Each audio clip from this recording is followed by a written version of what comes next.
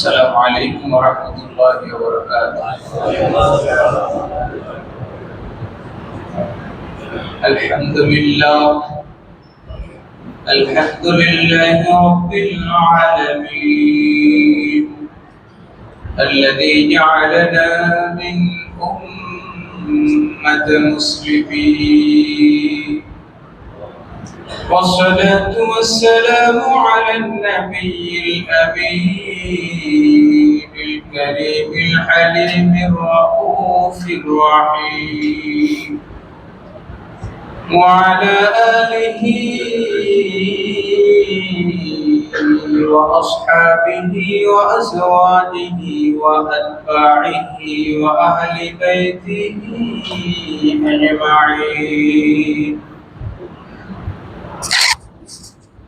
أما بعد فقد قال الله تبارك وتعالى في كلامه المجيد وفرقانه الحميد: أعوذ بالله من الشيطان الرجيم. بسم الله الرحمن الرحيم. قل لا أسألكم عليه أجرا إلا المودة في القربى،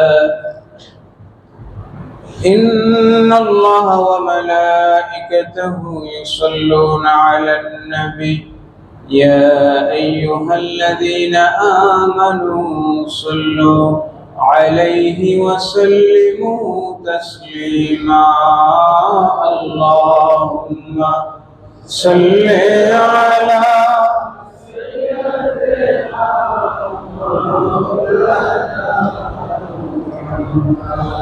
وعلى آل سيدنا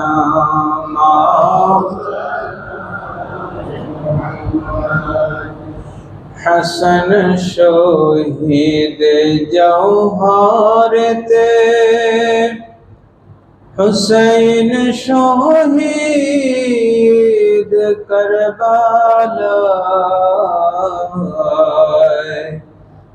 زین العابدین بندی ہইলে Yazid রয় জেলখানা। আল্লাহুম্মা সাল্লি আলা সাইয়্যিদিনা ওয়া আলা আলি সাইয়্যিদিনা মাওলানা। لا إله إلا الله، لا إله إلا الله، لا إله إلا الله، لا إله إلا الله، لا إله إلا الله، لا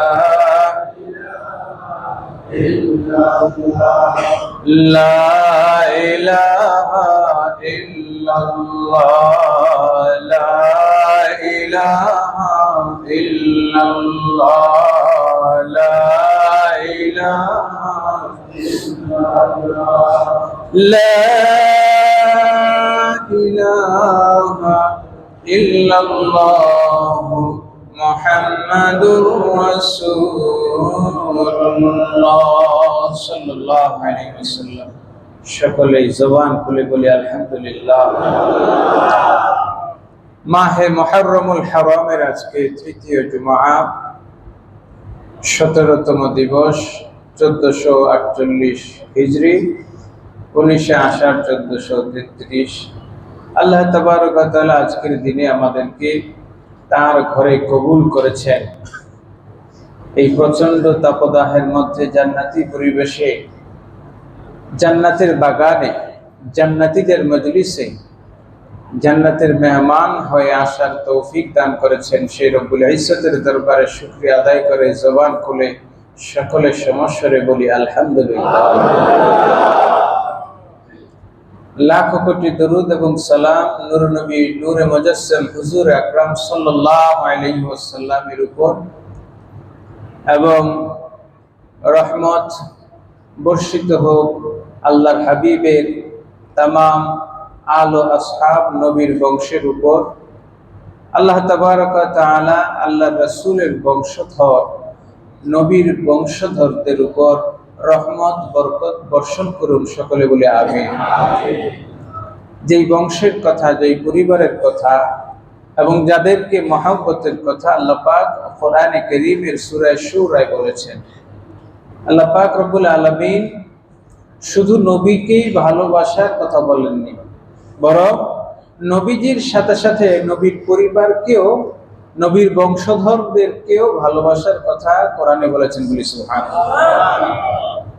সূরা শুরা আয়াত নাম্বার 23 আল্লাহ পাক বলেন, কুল লা আসআলুকুম আলাইহি আজরান ইল্লাল মাওয়াদ্দাতা ফিল কুরবা।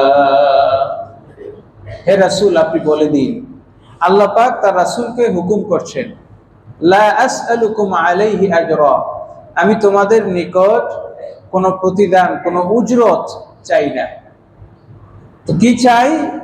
সেটি হচ্ছে ইল্লাল মাওয়াদ্দাতা ফিল কুরবা, আমার যে নিকটাত্মীয়, আমার যে বংশধর রয়েছে তাদেরকে তোমরা ভালোবাসবা। বলেন সুবহানাল্লাহ। সুতরাং ইমাম শাফিঈ রাহমাতুল্লাহি আলাইহি তিনি ছন্দ আকারে এই আলে নবীর ভালোবাসার কথা তুলে ধরেছেন। তিনি বলেছেন, ইয়া আহলা বাইতি রাসূলিল্লাহ হুব্বুকুম ফারদুম মিন ফারাইদিল্লাহ, হে আল্লাহর রাসূলের বংশধর, তোমাদেরকে ভালোবাসা এটি আল্লাহ পাক রব্বুল আলামিন আমাদের জন্য ফরজ করে দিয়েছেন। সেজন্য আজকে তেমনই একজন নবী বংশের উজ্জ্বল বাতি ইমাম যায়নুল আবেদিন সম্পর্কে জানবো, যার জীবনীটা অত্যন্ত বৈচিত্র্যময় এবং যার নামটা আমরা অনেকেই জানি যায়নুল আবেদিন, এটি তার নাম নয়, তার নাম হলো আলী ইবনে হুসাইন। সুবহানাল্লাহ। যার নামে আমরা তাকে না চিনলে উপাধিতে চিনি, তিনি কে? যায়নুল আবেদিন।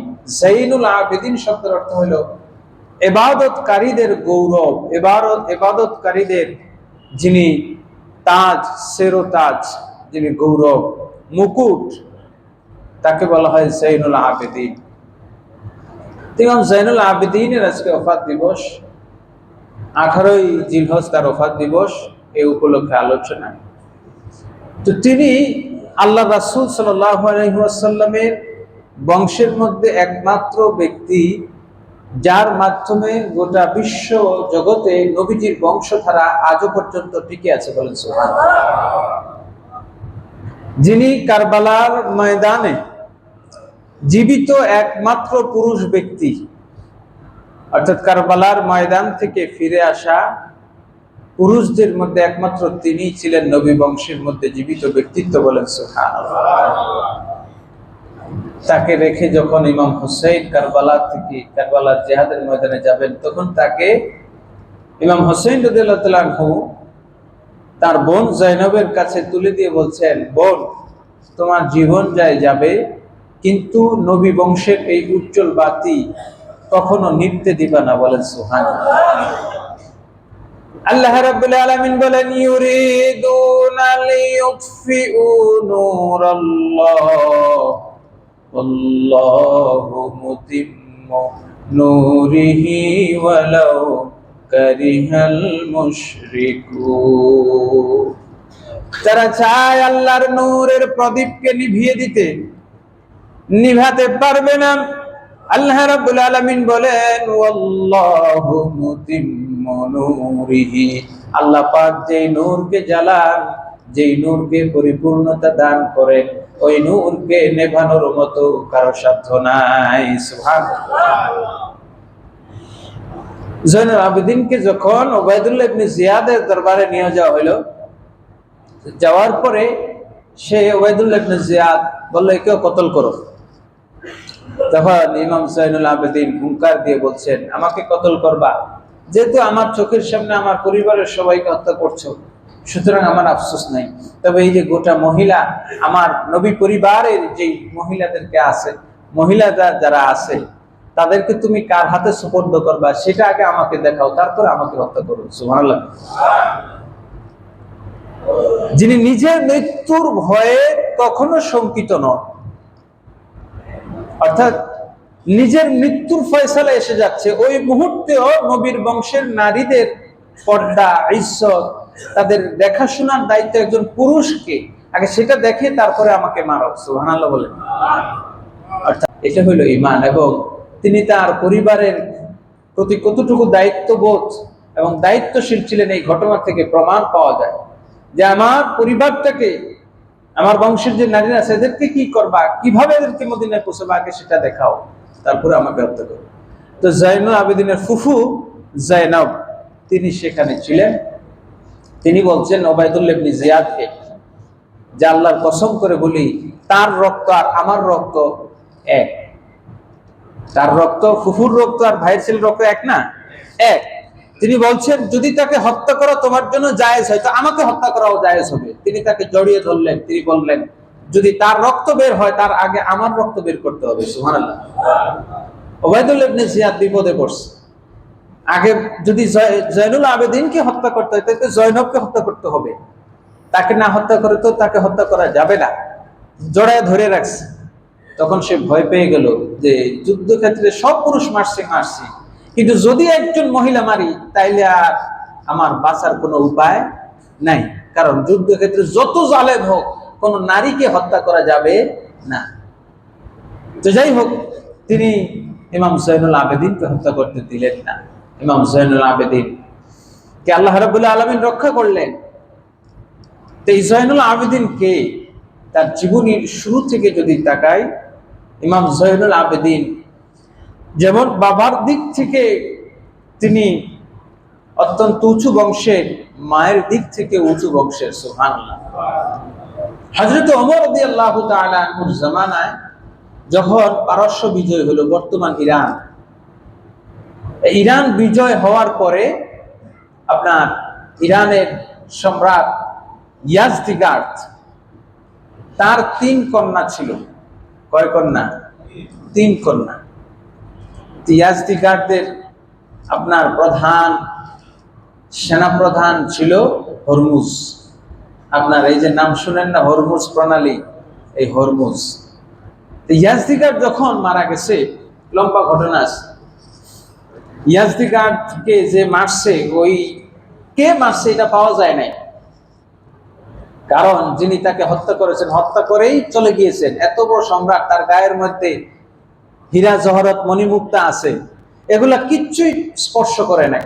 সম্রাটের মেয়ে যখন বাবার মৃতদেহটা দেখলো, তখন সে কান্নার পরিবর্তে সে হেসে দিল। কেন জিজ্ঞেস করা হলো, হাসলা কেন? তোমার বাপ মারা গেছে তো কাঁদবা। সে বলতেছে, আমি হাসছি এই জন্য যে আমার বাবা কোনো সাধারণ মানুষের হাতে নিহত হন নাই। আমার বাবার সম্মান এইটুকু যে মৃত্যুর পর তার শরীর অক্ষত রয়েছে, এমনকি জামার একটা সুতো ছিন্ন বিচ্ছিন্ন করা হয় নাই। যেই লোকটা মারছে সেই লোকটা আমার বাবার চাইতেও কত বেশি সম্মানিত, যে এই মৃত ব্যক্তির সবকিছু নেওয়া তার জন্য বৈধ ছিল, তারপরে একটা সুতা পর্যন্ত নেয় নাই। আমি চিন্তা করি যে আমার বাবার চাইতেও কত সম্মানিত ব্যক্তি ওই ব্যক্তি যে আমার বাবাকে হত্যা করেছে। মুসলমান, একই তো বলে মুসলমান। তো যাই হোক, এই রাজার 3 কন্যা ওমর রাদিয়াল্লাহু তাআলা আনহুর দরবারে আনা হলো। আনার পরে যুদ্ধবন্দী হিসেবে আনার পরে সকলেই বলল যে যুদ্ধবন্দী হলেও যেহেতু বাদশার কন্যা, এদেরকে সাধারণ যুদ্ধবন্দী হিসেবে ধরা যাবে না, বরং এদের সম্মান আলাদা।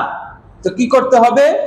ওমর ইবনুল খাত্তাব রাদিয়াল্লাহু তাআলা আনহু তাদেরকে ইখতিয়ার দিলেন, যদি তোমরা মুসলমান হও তাহলে তোমরা স্বাধীন, আর যদি মুসলমান না হও তাহলে তোমাদের সাথে সাধারণ যুদ্ধবন্দীদের মতো আচরণ করা হবে। তারা মুসলমান হয়ে গেলেন। মুসলমান হয়ে যাওয়ার পর এবার তাদের স্বাধীন নারী হিসেবে তাদের একটা প্রাধান্য পেল। ওমর রাদিয়াল্লাহু তাআলা আনহু ইখতিয়ার দিলেন। দেওয়ার পরে মদিনার সবচেয়ে সম্ভ্রান্ত তিনজন যুবক তাদেরকে নির্ধারণ করা হলো, বাছাই করা হলো। তিনজন যুবক, দুইজন খলিফার ছেলে। আবু বকর, ওমর রাদিয়াল্লাহু তাআলা আনহু নিজের ছেলে আব্দুল্লাহ ইবনে ওমরকে নির্বাচন করলেন। তার আগের খলিফা যিনি ছিলেন, রাষ্ট্রপ্রধান, প্রেসিডেন্ট বা প্রধানমন্ত্রী, যাই হোক, রাজা বা বাদশা যেটাই ছিলেন, তার আগের বাদশাহ অর্থাৎ হযরত খলিফা আবু বকর রাদিয়াল্লাহু তাআলা আনহুর ছেলে মুহাম্মদ বিন আবু বকরকে নির্ধারণ করলেন। 3 নম্বরে নির্ধারণ করলেন হযরতে ইমাম এই যাইনুল আবেদিনের বাবা ইমামে হুসাইন রাদিয়াল্লাহু তাআলা আনহুকে। বলেন সুবহানাল্লাহ। এই তিনজন, ইমাম হুসাইন রাদিয়াল্লাহু তাআলা আনহু, মুহাম্মদ বিন আবু বকর, আব্দুল্লাহ ইবনে ওমর, তিনজন 3 কন্যা বিয়ে করলেন। বিয়ে করার পরে আল্লাহ রাব্বুল আলামিন এই তিনজনের ঘরে 3 জন বিখ্যাত ব্যক্তি দান করলেন। সুবহানাল্লাহ। হযরতে হুসাইন রাদিয়াল্লাহু তাআলা আনহু, হুসাইন বিন আলীর ঘরে আল্লাহ পাক দান করলেন ইমাম যাইনুল আবেদিনকে। আর আব্দুল্লাহ ইবনে ওমরের ঘরে দান করলেন বিখ্যাত মুহাদ্দিস সালিম, যার বংশে ওমর বিন আব্দুল আজিজ রাহমাতুল্লাহি আলাইহি, যার বংশে জন্মগ্রহণ করেছেন। এবং 3 নম্বর মুহাম্মদ বিন আবু বকরের ঘরে আল্লাহ পাক দিলেন কাসিম বিন মুহাম্মদ। বলেন সুবহানাল্লাহ। অর্থাৎ বিখ্যাত ব্যক্তিদের ঘরে বিখ্যাত ব্যক্তি জন্ম নেয়। মা ফাতেমা রাদিয়াল্লাহু তাআলা আনহা যখন ইন্তেকাল করলেন, ইন্তেকাল করার পরে আলী রাদিয়াল্লাহু তাআলা আনহু তার ভাই আকিল বিন আবু তালেবকে বলতেছে, ভাই, যেহেতু ফাতেমা নাই, এখন তো বিয়ে করতে হবে, তো আমাকে আপনি এমন একটা পরিবার, মক্কার মধ্যে এমন একটা বীর পরিবার বেছে দেন, যেই পরিবারে আমি বিয়ে করব এবং যেই পরিবারে বিয়ে করার মাধ্যমে আমার বংশে বীর সন্তান পয়দা হবে। বলেন সুবহানাল্লাহ। হযরতে আলী রাদিয়াল্লাহু তাআলা আনহু তার ভাইকে বলার পর ভাই আকিল বললেন যে মক্কার মধ্যে সবচেয়ে বীর হইল বনু গালিব, এই বংশে তুমি বিয়ে করো। তো খোঁজ নিয়ে দেখা গেল যে ওই বংশে 2টা মেয়ে আছে। 2 ভাই একসাথে বিয়ে করছেন। বিয়ে করার পর 2 ভাইকে আল্লাহ পাক 2টা ছেলে দিয়েছেন। আকিলের ঘরে হলো মুসলিম বিন আকিল, যিনি কুফায় আগে ইমাম হোসেনের আগে গিয়েছিলেন এবং যেখানে ইমাম হোসেনের জন্য তিনি সেখানে শহীদ হয়েছেন, মুসলিম বিন আকিল। আর আলী রাদিয়াল্লাহু তাআলা আনহুর এই ঘরে, অর্থাৎ মা ফাতেমা রাদিয়াল্লাহু তাআলা আনহার পরে এই ঘরে জন্ম নিলেন আব্বাস বিন আলী। বলেন সুবহানাল্লাহ। যিনি কারবালার ময়দানে ইমাম হোসেনের সাথে শহীদ হয়েছেন। লম্বা ঘটনা আছে। যে এই জন্য যে বংশ নির্ধারণ করা, আপনার সন্তান, আপনার ঘরে, আপনার বংশে সন্তান জন্ম দেওয়ার জন্য এমন একজন নারীকে নির্বাচন করতে হবে যিনি সতী সাধ্বী। যদি রাস্তার থেকে খুঁজে এনে আপনি বলেন এখান থেকে পয়দা করতে হবে আব্দুল কাদের জিলানী, দিলে হবে না। অর্থাৎ বংশীয় একটা ঐতিহ্য রয়েছে। ইমাম যাইনুল আবেদিনের মা, তিনি ছিলেন পারস্য সম্রাটের কন্যা। তার বাবা ইমাম হুসাইন ছিলেন রাসূলের দৌহিত্র। বলেন সুবহানাল্লাহ। সেই ঘরে ইমাম যাইনুল আবেদিনের জন্ম হওয়ার পরে তিনি যখন 23 বছর বয়সে কারবালার ময়দানে গেলেন, কারবালার ময়দানের এই হৃদয় বিদারক ঘটনাটা এমন হৃদয় বিদারক ঘটনা, তাকে জিজ্ঞেস করা হলো, আপনি এত কাঁদেন কেন? আপনার এত কান্নার কারণ কি? আপনি তো নবীর বংশের লোক। আল্লাহ পাক রব্বুল আলামিন আপনাদের ব্যাপারে কোরআনে বলেছেন, কোরআনে কারীমে বলেছেন, ইন্নামা ইউরিদুল্লাহু লিইউযহিবা আনকুমুর রিজসা আহলাল বাইতি ওয়া ইউতাহহিরাকুম তাতহীরা। আল্লাহ পাক আপনাদের পরিবারের ব্যাপারে বলেছেন যে আপনাদেরকে আল্লাহ পাক পুত পবিত্র রাখবেন, আপনাদেরকে আল্লাহ পাক যাবতীয় কলঙ্ক মুক্ত রাখবেন এবং আপনাদেরকে হাসরের ময়দানে আল্লাহ রাসূলের পরিবার হিসেবে তুলে ধরবেন। বলেন সুবহানাল্লাহ। নবীজি নিজে যেখানে বলেছেন যে দুনিয়ার যত আত্মীয়তার বন্ধন আছে, যত ধরনের পারিবারিক সম্পর্ক আছে, সব সম্পর্ক কিয়ামতের দিন কি হবে? ছিন্ন হয়ে যাবে, কিন্তু আমার সাথে যার আত্মীয়তার সম্পর্ক আছে এগুলো কখনো ছিন্ন হবে। এই জন্য হযরত আবু বকর, ওমর বললেন এই সুযোগ মিস করা যায় না। আবু বকর আগেই নিজের কন্যা রাসূলের সাথে বিয়ে দিয়ে দিলেন। আবু বকর দেওয়ার পর ওমর বলতেছেন আমি আর পিছিয়ে থাকবো কেন, আমার কন্যা হাফসাকে নবীজির ঘরে দিয়ে দিলাম। সুবহানাল্লাহ। কারণ কিয়ামতের ময়দানে সমস্ত সম্পর্ক ছিন্ন হলে নবীজির সাথে পারিবারিক সম্পর্ক কখনো ছিন্ন হবে? এত কিছু হওয়ার পর আপনি এত বেশি কাঁদেন কেন? তখন তিনি বললেন শোনো, কোরআনে কারীমে সূরা ইউসুফের মধ্যে আল্লাহ পাক নবী ইয়াকুবের কথা বলছেন। নবী ইয়াকুবের কি ঘটছিল? তার চোখের সামনে 11টা জলজন্ত ছেলে আছে, আছে না নাই? 11টা ছেলে তার চোখের সামনে আছে, নাই মাত্র কয়জন? একজনের জন্য। এবং তিনি জানতেন যে তার ছেলে মারা যায় নাই, তারপরেও কাঁদতে কাঁদতে তার 2টা চোখের আলো চলে গেল, তার 2টা চোখের জ্যোতি চলে গেল। তিনি দীর্ঘ 24টা বছর, মতান্তরে 12 বছর 17 বছর কাঁদতে কাঁদতে চোখের জ্যোতি হারিয়ে ফেললেন, আলো হারিয়ে ফেললেন। আর আমি আমার চোখের সামনে 1 নয় 2 জন নয়, আমার বাবা, আমার ভাই, এভাবে আমার চাচাতো ভাই সহ আমার নিজ পরিবারের 17 জনের লাশ আমি নিজ হাতে দাফন করেছি। এরপরেও তুমি আমাকে বলবা যে আমি কাঁদবো না? সুবহানাল্লাহ বলবেন না? তার মতো এত শোকাতুর মানুষ পৃথিবীতে আর কেউ নেই। তারপরে ইমাম জয়নুল আবেদিন, তার জীবনটা তো বৈচিত্র্যময়, এত আজীব। তার ঘরের মধ্যে আগুন লাগছে, আগুন লাগার পর সবাই হাউমাউ করে চিৎকার দিয়ে সব চলে গেছে, তিনি যান না। যাই হোক, তিনি নামাজ পড়তেছেন, নামাজ পড়তেই আছেন। এদিক দিয়ে সবাই, যেহেতু তিনি নামাজ শেষ করেন, নামাজ পড়তেছেন, আর কি করবে? কোন রকম পানি টানি দিয়ে আগুন নিভাইলো। নিভানোর পর নামাজ শেষ করছে। বলতেছেন এত মানুষ, এত শোরগোল, আগুন লাগছে, আপনার গায়ে কি একটু তাপও লাগে নাই? আপনি কি আগুন, এত মানুষের চিল্লানি বা আওয়াজ, শোরগোল আপনি নাই শুনলেন, ধরলাম, তা আগুনের তাপটাও কি লাগে নাই? তিনি জবাব দিলেন শোনো, আমি ওই মুহূর্তে জাহান্নামের আগুন নিয়ে এমন চিন্তায় মগ্ন ছিলাম, জাহান্নামের আগুনের ভয়ে আমার শরীর এত উত্তপ্ত ছিল, হৃদয়টা কম্পমান ছিল, দুনিয়ার আগুন আমার গায়ে লাগেই নেই। ইনি ইমাম জয়নুল আবেদিন, যিনি দিনে রাতে 1000 রাকাত নামাজ পড়তেন। সুবহানাল্লাহ। তো বলছিলাম যে তার জন্মের ঘটনা আসলে বংশীয় ঘর থেকে, বংশীয় পরিবার থেকে, বংশের ছেলে সিংহের ঘরে সিংহই হয়, বিড়াল হয় না।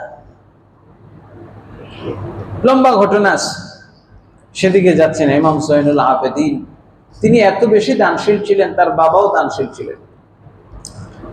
হযরত, ওই যে বললাম, ওমর রাদিয়াল্লাহু তাআলা আনহু পারস্য সম্রাটের 3 কন্যা 3 জনের কাছে তুলে দিলেন। হযরত হুসাইন, হযরতে আব্দুল্লাহ ইবনে ওমর, হযরত মুহাম্মদ বিন আবু বকর, 3 জন ছিলেন বাইরা। 3 জন এক জায়গায় সফরে গেলেন। সফরে যাওয়ার পরে এক ভদ্র মহিলা, তারা এই 3 জন খুব বিপদে পড়লেন, খাবার দাবার ফুরিয়ে গেল। তো এক বাড়িতে গিয়ে এক মহিলা, তিনি ঘরের মধ্যে ছিলেন, স্বামী নিয়ে থাকেন, ছেলে মেয়ে সন্তান নাই। তো এই 3 জন মেহমানকে দেখে চিনেন না শুনেন না, খুশি হয়ে তিনি তার পরিবার, একমাত্র অবলম্বন ছিল একটা বকরিটা জবাই করে 3 জনকে আপ্যায়ন করলেন, খাওয়াইলেন।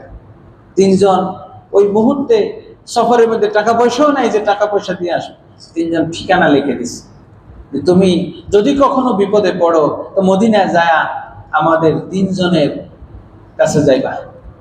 3 জন লিখে দিছে। তো মদিনায় যাওয়ার পরে সর্বপ্রথম তিনি চিন্তা করলেন যে হুসাইন নামটা সুন্দর, তার কাছে যাই। হুসাইন রাদিয়াল্লাহু তাআলা আনহু বললেন, আসলে খাওয়া দাওয়ার পর তিনি বললেন, তুমি এক কাজ করো, বাকি দুইজনের কাছে আগে যাও। তো মুহাম্মদ বিন আবু বকরের কাছে গেলেন। যাওয়ার পরে তিনি 1000 দিরহাম দিলেন, 1000 দিরহাম পুরস্কার দিলেন, খাওয়াইলেন, পর্যাপ্ত পোশাক 10টা করে দিছে। দ্বিতীয় জন এবার দ্বিতীয় ঠিকানায়, 2 নম্বর ঠিকানায় গেলেন আব্দুল্লাহ ইবনে ওমরের কাছে। তিনি যাওয়ার পরে বলেন, তুমি কি আর কারোর কাছে গেছিলা? হ, একজনের কাছে গেছিলাম, তিনি এই দিছেন।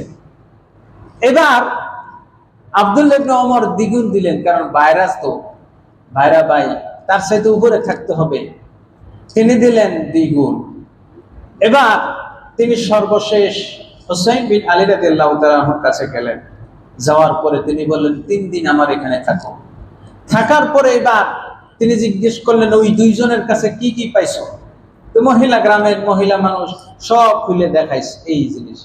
ইমাম হুসাইন রাদিয়াল্লাহু তাআলা বললেন, শোনো, ওই 3 জনের সাথে যদিও আত্মীয়তার সম্পর্ক আছে, কিন্তু আমার ব্যক্তিত্ব, আমার সম্পর্ক, আমার বংশ এমন উঁচু, তার চাইতে অন্তত 10 গুণ বেশি আমাকে দিতে হবে। তিনি হিসাব করে তারা যা দিয়েছে তার 10 গুণ তিনি একাই দিলেন। সুবহানাল্লাহ। এবার মহিলা বললেন, দেখো, এই মানুষগুলো বংশ পরম্পরায় এত উজ্জ্বল, এত গৌরব উজ্জ্বল, এত দানশীল যে কারো চাইতে কেউ কম যায় না। সুবহানাল্লাহ। তো সেই ইমাম হোসেনের ছেলে হইলেন ইমাম জয়নুল আবেদিন। আমরা অনেকেই তার সম্পর্কে জানি না, তার জীবনী জানি না। আমরা বড় বড় খেলোয়াড়দের জীবনী জানি, বহু মানুষ আছে। আজকে যে ইমাম জয়নুল আবেদিনের ওফাত দিবস অনেকে জানেনই না, অনেক আলেম সমাজে জানেন না। হাজরিন, নবীর বংশের ব্যাপারে আল্লাহ পাক যেখানে বলছেন, কুল লা আসআলুকুম আলাইহি আজরান ইল্লাল মাওয়াদ্দাতা ফিল কুরবা, জয়নুল আবেদিন কেডা অনেকেই জানে না। অনেকে ভাববেন হয়তো বা কোন পীর ফকির হবে, দরবেশ হবে, কিন্তু তিনি নবী বংশের উজ্জ্বল রত্ন। তার মাধ্যমেই নবীজির বংশধারা জারি রয়েছে। তিনি বিয়ে শাদী করবেন কোত্থেকে? টাকা পয়সা নাই, কারবালা থেকে সব হারিয়ে আসছে। দীর্ঘদিন পর মারওয়ান ইবনুল হাকাম তাকে বললে, শোনো, নবীর বংশ, আল্লাহ রাসূল ওসিয়ত করে গিয়েছেন, ইমাম হোসেন ওসিয়ত করে গিয়েছেন, তোমার মাধ্যমে নবীর বংশ থাকবে, টিকবে, সুতরাং বিয়ে শাদী করো। তিনি বললেন, আমি বিয়ে শাদী করবো কোত্থেকে? টাকা নাই, পয়সা নাই, আমি তো আমার হালে আছি। তিনি বললেন, তোমার বিয়ে শাদী যা করা লাগে করো, যত খরচ লাগে আমি দেব। বলেন সুবহানাল্লাহ। লম্বা ঘটনা। তো খলিফা মারওয়ান ইবনুল হাকাম সে এবং আব্দুল মালিক ইবনে মারওয়ান সে এবং তার ছেলে হিশাম বিন মালিক, এই 3 খলিফা তার সামনে বিদায় হয়েছে। তিনজনই যথেষ্ট সমীহ করত, কিন্তু হিশাম বিন মালিক, একবার ঘটনা বলি, তখন হিশাম বিন মালিক যুবরাজ, তার বাবা আব্দুল মালিক ইবনে মারওয়ান বাদশাহ। হিশাম বিন মালিক যুবরাজ হজ করতে গেল। হজ করতে যাওয়ার পরে সে যখন হাজরে আসওয়াদ চুমু দিতে গেল, কেউ তার একটু জায়গা করে দেয় না। ঠেলাঠেলির মধ্যে, ভিড়ের মধ্যে একেবারে কাছে গিয়ে এক ধাক্কায় পেছনে চলে গেছে, যাইতে পারলো না। তো দূরে গিয়ে, যেহেতু রাজা বাদশার ছেলে, তার মধ্যে একটা হাম্বি ভাব ছিল, তখন সে দূরে একটু ছায়ার মধ্যে বসে আছে। এমন সময় দূর থেকে দেখতেছে একজনে হেরাম পরে আসছে, কি সুন্দর চেহারা, কি মায়াবী চেহারা। তো তিনি যখন তওয়াফ শেষ করলেন, তওয়াফ শেষ করে যখন হাজরে আসওয়াদের কাছে যাবেন, তো তিনি যেটুকু যাচ্ছেন ওইটুকু মানুষ সব সরে যাচ্ছেন নিচ থেকে। সুবহানাল্লাহ। সরে যাইতে যাইতে যাইতে যাইতে উনি নিজে একদম নির্বিঘ্নে স্বাচ্ছন্দ্যে হাজরে আসওয়াদ চুমু দিয়ে চলে গেলেন। মানুষজন তার পেছনে পেছনে যাওয়া শুরু করল। তো হিশাম বিন মালিক সে চিনছে, সে চিনে, অবশ্যই চিনবে না, ইমাম জয়নুল আবেদিনকে চিনবে না, এটা হতে পারে না। তো তার পাশেই একজন সিরিয়ার লোক ছিল, সে চিনতো না যে ইমাম জয়নুল আবেদিনকে। সে জিজ্ঞেস করলো খলিফার ছেলেকে যে, বাদশাহ নামদারের ছেলে জাহাবনা, আপনি গেলেন, আপনি জায়গা পাইলেন না, কেউ আপনাকে সাইড দিল না, এই লোকটাকে যাকে সবাই জায়গা করে দিল, তিনি নির্বিঘ্নে হাজরে আসওয়াদ চুমু খেলেন। এবার হিশাম বিন মালিক বলল, চিনি না। আছে না অনেক সময় চেনা লোককে পরিচয় দিতে চায় না, কারণ পরিচয় দিলে নিজের সম্মান থাকে না, চিনি না। তখন সঙ্গে সঙ্গে ওই জায়গায় কবি ফারাজদাক ছিল, ফারাজদাকের গায়ে লেগে গেল, কলিজার মধ্যে আঘাত লাগলো। কি বলে হিশাম সেই ইমাম জাইনুল আবেদিনকে চিনে না। এবার সঙ্গে সঙ্গে হিশাম বিন মালিকের মুখের উপর কবিতা পড়ে দিল, হাদাল্লাযী তারিফুল বাতহা ওয়া তাইদাহু ওয়াল বাইতু ইয়ারিফুহু ওয়াল হিল ওয়াল হারামি। লম্বা কবিতা। হাদা ইবনু খায়রি ইবাদিল্লাহি কুল্লিহিমি হাদাল তাকান নাকিয়্যু হাদাত তাকিয়্যুন নাকিয়্যুত তাহির ওয়াল আলামি। এই লোক হলো এমন ব্যক্তি, তুমি বলছো তাকে চেনো না, তুমি না চিনতে পারো, কিন্তু এই ব্যক্তি এমন ব্যক্তি যাকে মক্কার প্রতিটি পাথর নয়, প্রতিটি ধুলিবালি কণা পর্যন্ত তাকে চিনে। সুবহানাল্লাহ। তিনি কেউ নন, তিনি আলে রাসূল, রাসূলের বংশধর। সুবহানাল্লাহ। মক্কার প্রতিটি পাতা, প্রতিটি গাছপালা, প্রতিটি তরুলতা তাকে চিনে এবং সালাম জানায়। সুবহানাল্লাহ। তখন হেরেমের ভিতরে তার ধরতে পারে না, কবিতা বলে তো উনি তার মুখের উপর জবাব দিয়ে চলে গেছে, লোক লস্কর লাগাই দিছে। হেরেমের বাইরে যখন যাবা তো ওই জায়গায় তার আটকাবা, এর শাস্তি আছে, এর জিহ্বা কেটে দেব। আমার মুখের উপর কথা বলছে, যাই হোক ওইখানে আটক করছে। আটক করার পর আবার কবিতা লিখছে। সুবহানাল্লাহ। দরুদ শরীফ পড়ুন। হাজিরিন, তো ফারাজদাক সে যখন কবিতা লিখলো পুনরায়, এবার হিশাম বিন মালিক আরো রেগে গেল। এই কথা ইমাম জাইনুল আবেদিনের কাছে পৌঁছে গেল। ইমাম জাইনুল আবেদিন সঙ্গে সঙ্গে তার কাছে যা ছিল 12,000 দিরহাম তার কাছে পাঠিয়ে দিলেন। সুবহানাল্লাহ। পাঠায় চিঠি লিখে দিলেন যে এটা আমার পক্ষ থেকে ক্ষুদ্র হাদিয়া, তুমি আলে নবীর জন্য, নবীর বংশের জন্য যেটুকু করেছো এটা অনেক বড়, আমার পক্ষ থেকে ক্ষুদ্র হাদিয়া তুমি গ্রহণ করো। সুবহানাল্লাহ। তো ফারাজদাকের কাছে যখন চিঠি গেল ইমাম জাইনুল আবেদিনের এবং হাদিয়া গেল, তিনি বললেন, জীবনে বহু রাজা বাদশাদের সামনে কবিতা গেয়েছি, গেয়ে গেয়ে তাদের সুনাম করে করে টাকা পয়সা উপার্জন করেছি, এবং সেই কবিতা লেখা বা সেই গান গাওয়ার উদ্দেশ্য ছিল কিছু টাকা পয়সা উপার্জন করা। কিন্তু আমি এই যে কবিতাটা আপনার মহাব্বতে, নবীর মহাব্বতে লিখেছি, এটা কোনো দুনিয়ার উদ্দেশ্য নয়, আল্লাহ রাসূলকে, আল্লাহকে সন্তুষ্টি করার জন্য আমি এই কবিতাটা লিখেছি। আমি আপনার এই হাদিয়া গ্রহণ করতে পারবো না, আল্লাহর হস্তের মাফ চাই। বলেন সুবহানাল্লাহ।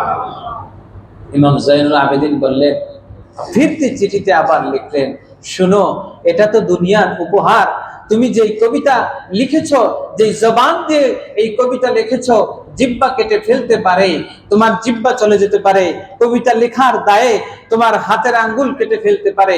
কিয়ামতের দিন বিশ্বাস করো, স্মরণ রেখো, আমি জাইনুল আবেদিন আমার নানাজানের হাতে হাত দিয়ে, তার হাতে হাত দিয়ে আমি তোমাকে হাউজে কাউসার পান করাবো। সুবহানাল্লাহ।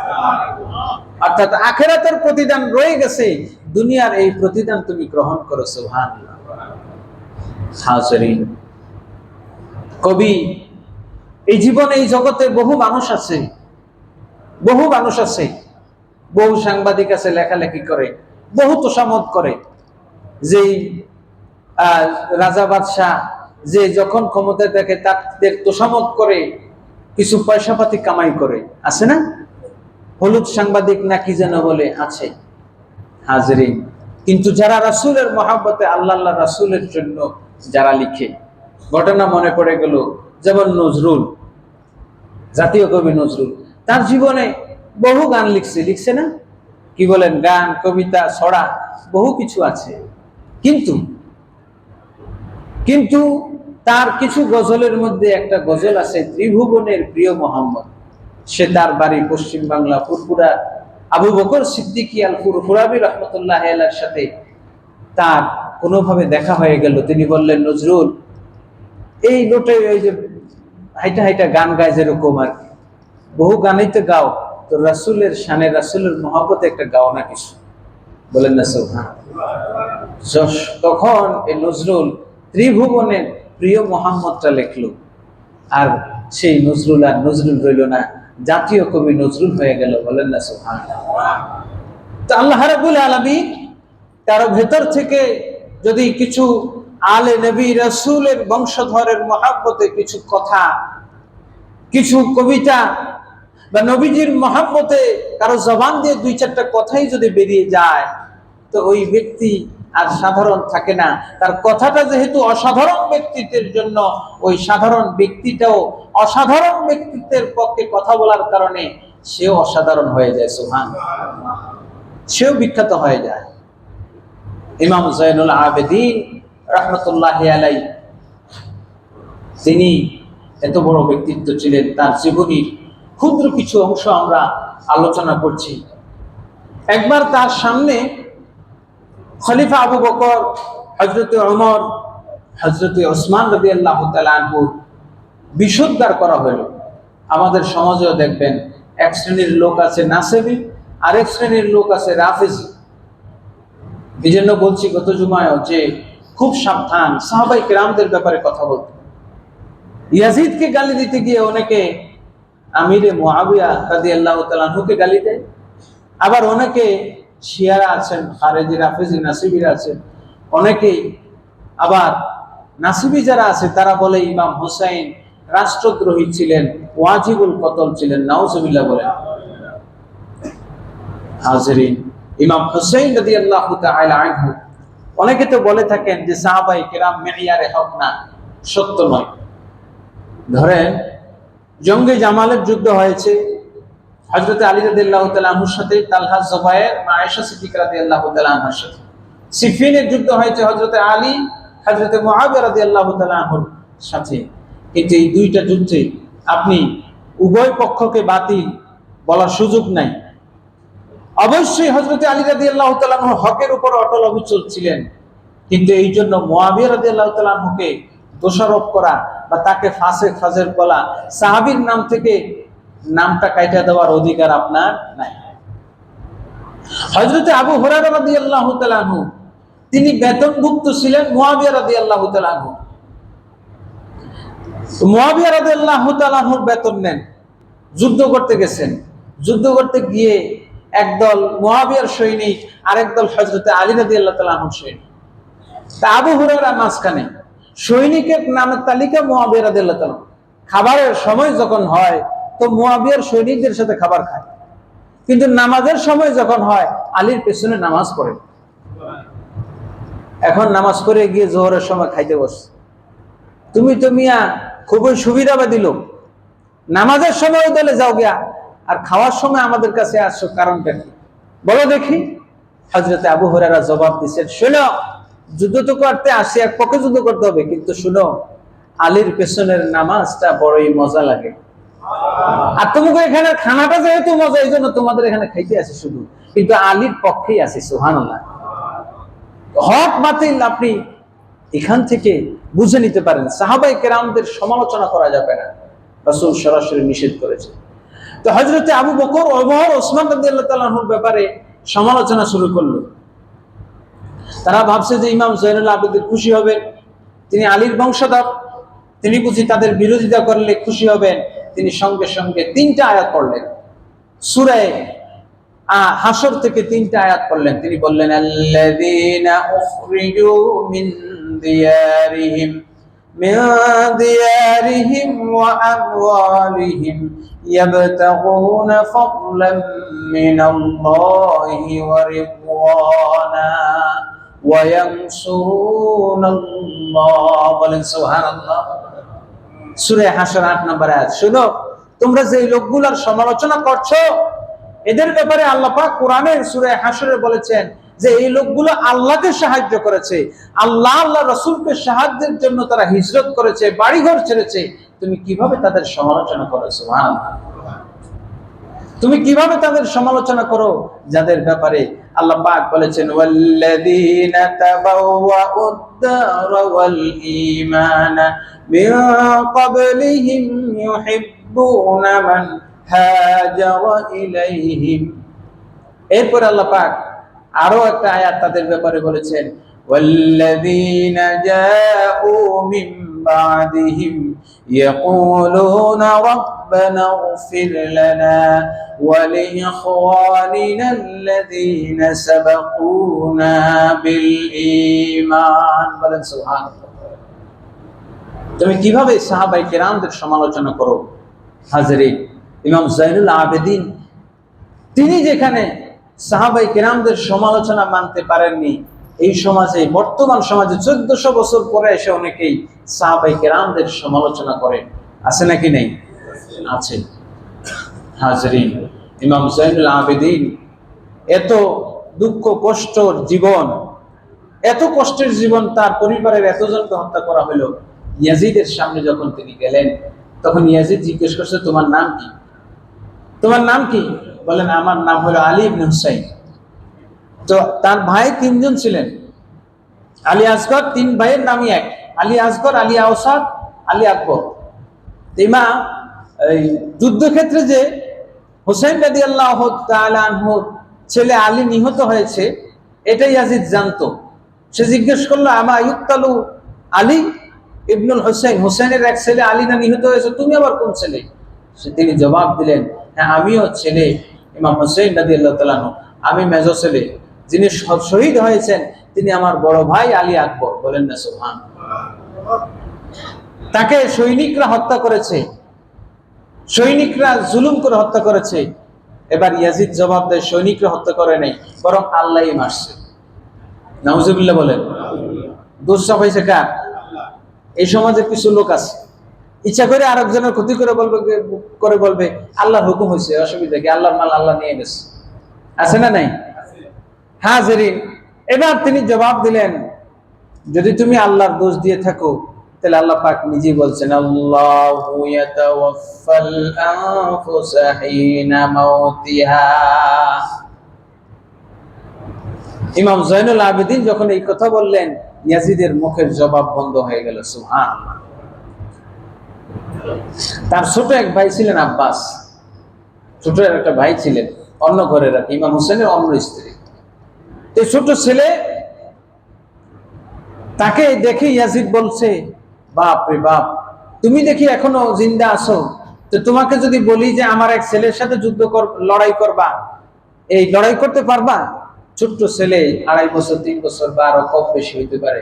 সে জবাব দিয়ে বলতেছে, হ্যাঁ আমি তার সাথে লড়বো, তবে আমার হাতে একটা তরবারি দিতে হবে, তার হাতে একটা তরবারি দিতে হবে, তাইলেই আমরা দুইজনে লড়াই করব। বলেন না সুবহানাল্লাহ। লড়াই হইতে হবে সমানে সমান। ছোট্ট যুবকটা বুঝায় দিল, তুমি যে যুদ্ধ করছো আমার বাবার সাথে এটা যুদ্ধ হয় নাই। তাকে বাগে এটা 70-72 জন মানুষ, অস্ত্র নাই শস্ত্র নাই, তুমি 4000 লোক সেনাবাহিনী পাঠায় যে যুদ্ধ করছো, এটাকে যুদ্ধ বলে না, বরং এটাকে নির্মম ভাবে হত্যাকাণ্ড বলে। ছোট্ট 2 বছরের শিশু তাকে বুঝাইয়া দিল। বলেন না সুবহানাল্লাহ। হাজরিন, তখন ইয়াজিদ জবাব দিছে যে সাপের ঘরে সাপই হয়। উদাহরণটা একটু ছোট দিছে, আসলে বলা উচিত ছিল সিংহের ঘরে সিংহ হয়। একটু ছোট করতে চাইছে, আসলে বড় করার মালিককে আল্লাহ। ইমাম যাইনুল আবেদিনের নাম আজও পর্যন্ত মিম্বরে সম্মানের সাথে নেওয়া হয়। ইমাম হুসাইন রাদিয়াল্লাহু তাআলা আনহুর নাম সম্মানের সাথে নেওয়া হয়, ইয়াজিদের নামটা ঘৃণার সাথে নেওয়া হয়। ইমাম যাইনুল আবেদিন রাদিয়াল্লাহু তাআলা আনহু, তার ছোট্ট একটা ঘটনা বলেই শেষ করব, যে ইমাম যাইনুল আবেদিন, তাকে আল্লাহ রাব্বুল আলামিন এত জ্ঞান, এত ইলম, এত ইবাদত করার শক্তি দিয়েছেন, সামর্থ্য দিয়েছেন। আল্লাহ তাবারক ওয়া তাআলা ইমাম যাইনুল আবেদিনকে তার দ্বারা একটা ঘটনা ঘটেছে। তিনি নিজের মায়ের বিয়ে দিয়েছেন নিজের গোলামের কাছে। মা বিধবা, নিজের মাকে বিয়ে দিয়েছেন গোলামের কাছে। তখন খলিফা বলতেছে, এই কেমন ছেলে গো, নিজের মাকে আরেকজনের কাছে, নিজের গোলামের কাছে বিয়ে দেয়। তখন তিনি জবাব দিলেন, সূরা আহজাবে আল্লাহ কোরআনে বলেছেন, কি বলেছেন?